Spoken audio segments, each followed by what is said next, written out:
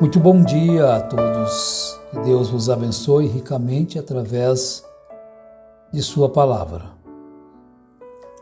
Nós queremos falar um pouquinho sobre consertar aquilo que foi feito errado. Consertar o altar, portanto, né? A gente viveu algumas décadas ensinando e crendo em coisas que não combinam com as escrituras propriamente, né? Mas com o passar do tempo, a gente vai tentar, de alguma forma, trazer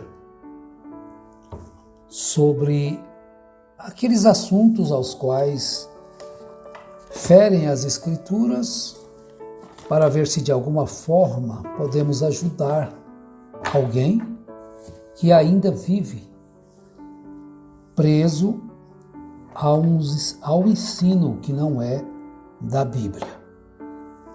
Um certo irmão me perguntou a respeito daquilo que está na Bíblia, que foi dito por William Branham, se aquilo também nós vamos deixar de lado. É claro que isso aí nem entra em cogitação pelo fato de que é a Bíblia. Não é o que ele pensou da Bíblia, é o que está escrito na Bíblia. O batismo, a ceia, o lava-pés, a ordem e conduta, né, dos homens, das mulheres.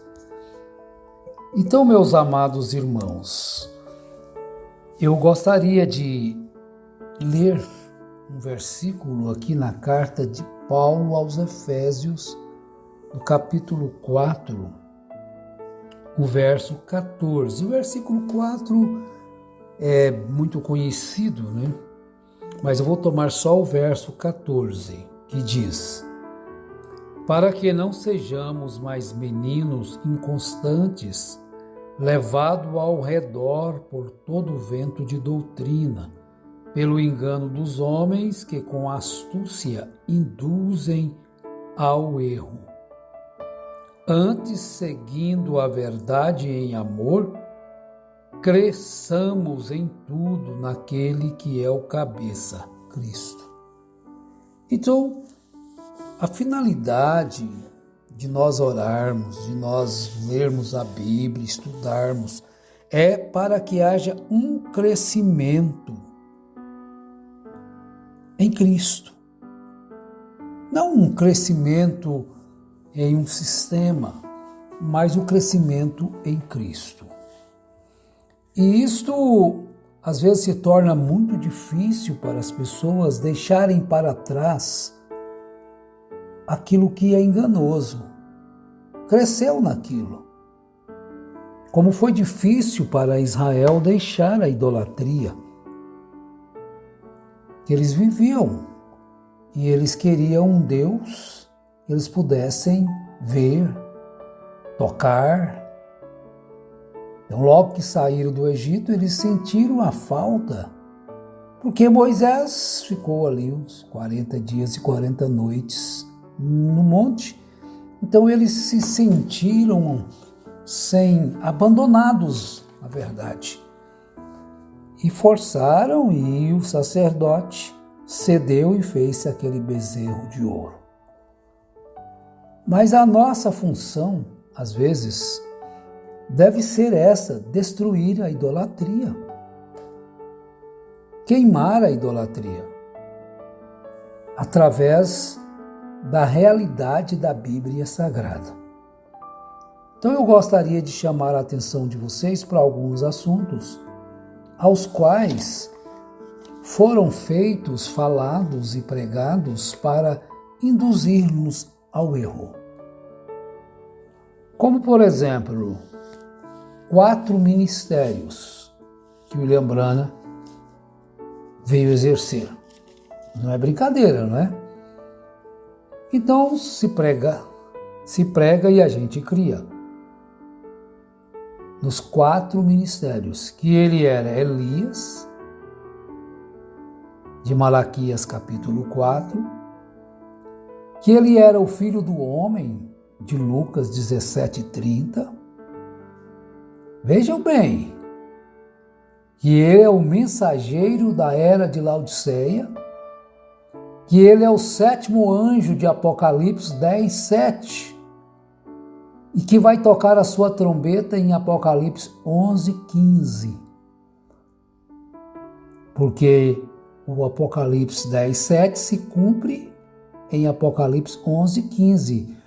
Em 10:7 só anuncia que o 7º anjo vai tocar nos dias que ele tocar a sua trombeta. Quer dizer, nos dias ele não tocou ainda, mas em Apocalipse 11:15 é quando ele toca a trombeta. Mas o mensageiro já veio, já foi embora, o 7º anjo já veio, já foi embora, e esse 7º anjo ele não é terreno. Ele não é um anjo terreno. Então vejam por que as pessoas caem num ponto de desacreditar na Bíblia para crer num homem, a ponto de batizarem no nome deste homem e acreditarem que o novo nome de Jesus é Brana. Isso aí não é uma idolatria? Ah, mas alguém diz, mas não é todo mundo que crê nisso. Mas vocês não combatem isso, vocês concordam. Os que estão nessa mensagem concordam com os que estão pregando que Brana é o novo nome de Jesus. Então essa é uma idolatria. Então o que William Brana veio trazer? Uma idolatria. Como pode as pessoas crerem numa tamanha besteira desta? Isso é uma lástima, é uma monstruosidade. Quer dizer, ele é o Elias. Jesus diz que é João Batista, mas eles insistem que Elias é William Brana. Ele é filho do homem de Lucas 17:30. A Bíblia claramente diz que o filho do homem, não um filho do homem. E nós conhecemos, a Bíblia diz que o filho do homem é Jesus Cristo. Então toda a mensagem foi trazida de uma forma, com mensagens subliminares, para levar as pessoas a crerem que William Brana é Deus. Abra os olhos aonde vocês estão metidos. Então alguém ensina que quando ele recebeu ali no monte aquela espada e a voz disse, essa é a espada do rei. Então ele recebeu a adoção e que ele passou a ser mais do que o próprio Jesus. Ele próprio pregou isto, quando ele disse que Jesus não criou. Ele multiplicou aquilo que já existia. Mas ele falou e os esquilos vieram à existência. Se não é uma forma de levar as pessoas a idolatrá-lo, por que estão idolatrando? Porque ele levou as pessoas a idolatrá-lo. Então ele se coloca maior do que Jesus. Em outra ocasião, ele disse que Jesus disse que ninguém sabia quando ele viria, mas ele não disse que ninguém não saberia. Então ele disse que ele sabia.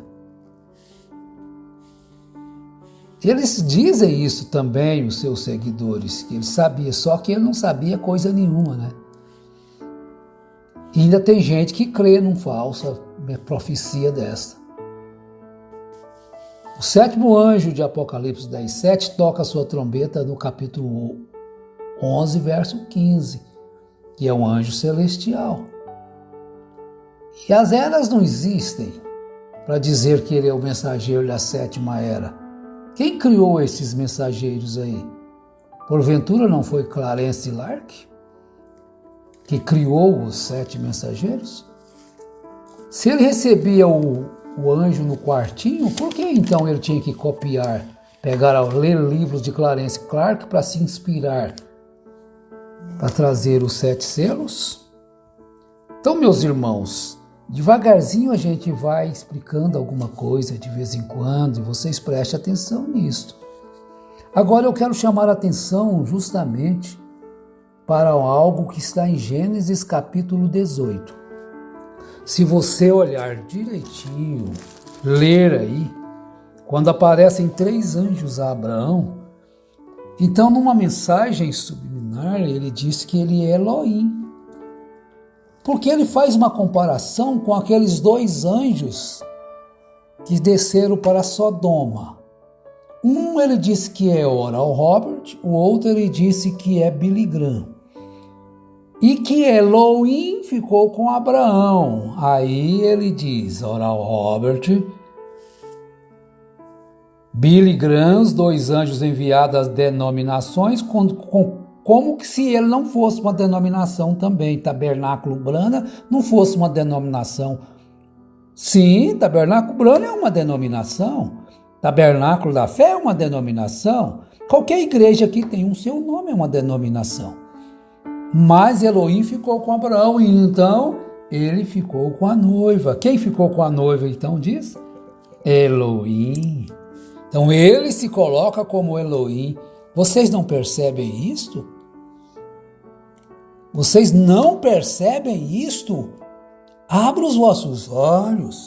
E agora preste atenção em Gênesis 18. Vamos adiantar aqui um pouquinho por causa do tempo. Então levantou Abraão os olhos e viu 3 homens em pé na sua frente. 3. Vendo-os, correu da porta da tenda ao seu encontro e prostrou-se em terra. E disse ele, Senhor meu, se achei graça aos teus olhos, rogo-te que me não passes de teu servo. Traga-se agora um pouco da água e lavai os pés e repousai debaixo desta árvore. Trarei um bocado de pão para que possais refazer as vossas forças e depois passareis adiante, visto que chegastes até o vosso servo. Responderam, os 3 responderam, faze como dissestes. Abraão apressou-se a ir e foi até Sara e mandou que ela fizesse as coisas para eles comerem. E ele tomou um cordeiro, um bezerro, tomou coalhada de leite, bezerro, e fizeram um banquete ali para eles, e eles comeram. Então lhe perguntaram, onde está Sara? Lhe perguntaram, não foi só um que perguntou. Então lhe perguntaram, onde está Sara, tua mulher? Ele respondeu, está aí na tenda. Disse um deles, a pergunta foram os 3, certamente tornarei a ti daqui 1 ano e Sara, tua mulher, terá um filho. Sara estava escutando na porta da tenda que estava atrás dele. E eles já eram velhos. E Sara disse consigo, dizendo, terei ainda deleite depois de haver envelhecido, sendo também o meu senhor já velho? Então disse o Senhor a Abraão, por que se riu Sara, dizendo, é verdade que darei ainda luz sendo velha? Há acaso alguma coisa demasiadamente difícil para o Senhor? Ao tempo determinado, daqui 1 ano, tornarei a ti e Sara terá um filho. Veja que ele não estava sozinho ali. Olha o verso 16. Levantando-se aqueles homens dali, olharam para a direção de Sodoma, e Abraão ia com eles para os encaminhar. Então, quem que desceu a Sodoma? Deus enviou 2 e ficou com Abraão? É porque nós não líamos a Bíblia. Ficou Elohim com Abraão e os 2 foram para Sodoma? Qual Bíblia que ele leu? Aonde arrumou isto? Tá vendo? Olha, então vejam bem, que quando o Senhor falou a respeito, falou com Sara, estavam os 3. Então, quando aqueles 3 se levantaram, olharam para a direção de Sodoma, e Abraão ia com eles para os encaminhar. Meus irmãos, é muito claro que as coisas foram muito ajeitadas para que hoje as pessoas tivessem um bezerro de ouro. É tempo de quebrar este bezerro de ouro. É tempo de quebrar esta idolatria. Não ouve isso aí que vocês estão proclamando dizer. É contrário à Bíblia Sagrada. Então, o Filho do Homem, de Lucas 17:30, é o próprio Senhor Jesus Cristo. Mas se vocês estão dizendo que ele é mais do que Jesus, que fez mais milagre do que Jesus, inclusive falou e as coisas vieram à existência. Vejam bem, o que vale Jesus para vocês é apenas o quê? Um descuido quando as coisas derem erradas? Forte mesmo é o vosso profeta, William Branham? Convém ouvir com atenção, convém prestar atenção nas Escrituras, para que não vos encontreis no final do caminho totalmente perdidos. Tendes largado a Bíblia para seguir algo contrário à Bíblia, portanto falso. Deus tenha misericórdia de nós, de vós, de todos nós, e que Deus te cure, não somente o físico, mas a mente, o coração, a mente, seus pensamentos, sua maneira de ver as coisas. Veja com os olhos da palavra, em nome de Jesus Cristo. Amém.